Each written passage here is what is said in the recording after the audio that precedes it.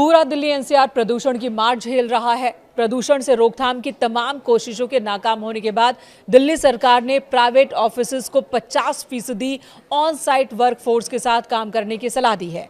यानी कि 50% कर्मचारियों को वर्क फ्रॉम होम की सलाह दी गई है।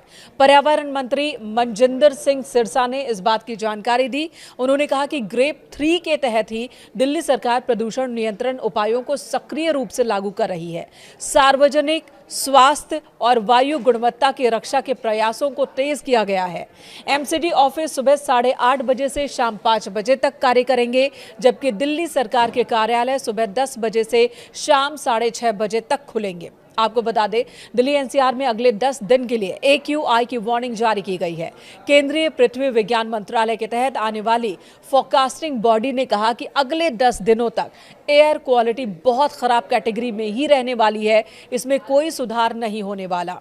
जिसके बाद डिसीजन सपोर्ट सिस्टम यानी कि DSS के मुताबिक दिल्ली के PM 2.5 लेवल में अलग अलग पॉल्यूशन सोर्स की जानकारी मिली है।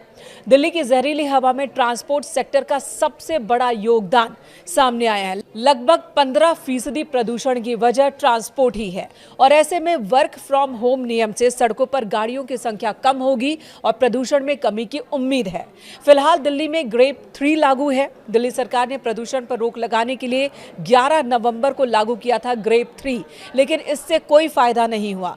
AQI स्तर में कोई सुधार देखने को नहीं मिला, जिसके बाद अलग स्टेशंस की बात करें तो AQI 400 के पार ही दर्ज किया गया है और यही वजह है कि ग्रेप 3 को और ज्यादा सख्त किया जा रहा है। फिलहाल ग्रेप 4 लागू नहीं है, लेकिन सरकार इसके नियमों को ग्रेप 3 के तहत ही लागू कर रही है और इन्हीं में से एक फैसला है दफ्तरों में लोगों की संख्या कम करना, यानी कि 50% कर्मचारियों के साथ काम करने का ये फैसला। CAQM ने अपने लेटेस्ट नोटिस में कहा कि CAQM ने 21 नवंबर 2025 को ग्रेप शेड्यूल को रिवाइज किया है ताकि इसे और सख्त बनाया जा सके, दिल्ली एनसीआर में एयर क्वालिटी को बहुत ज्यादा खराब होने से रोका जा सके।